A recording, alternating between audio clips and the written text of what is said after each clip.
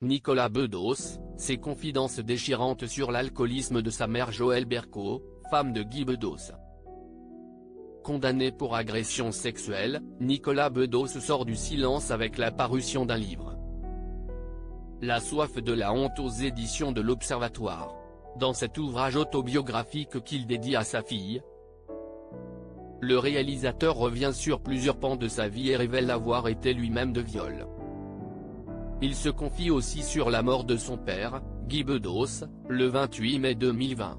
Depuis, sa mère, Joëlle Bercaud, a sombré dans l'alcoolisme. Depuis qu'elle a perdu l'homme de sa vie, elle n'a plus beaucoup de place pour d'autres chagrins que le sien. Vos détresses prospèrent en parallèle.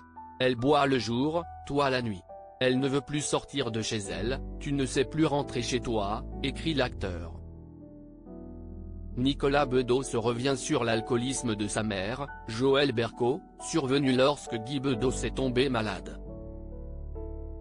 À cause de cette addiction, Nicolas Bedos ne voit que très rarement sa mère.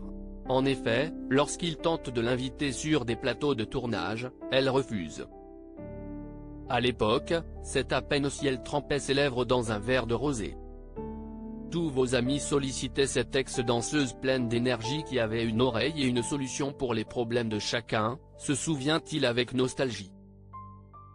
Mais cette époque est révolue. Elle a découvert l'alcool il y a quelques années, à l'âge où d'autres en meurent.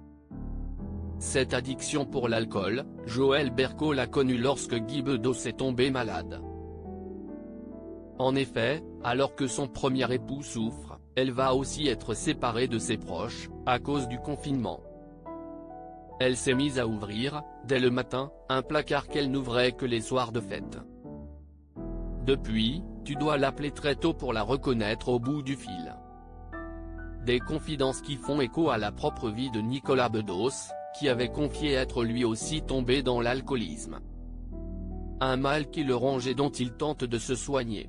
Toutes les conneries que je regrette sérieusement d'avoir faites dans ma vie, je les ai faites ivre-mort.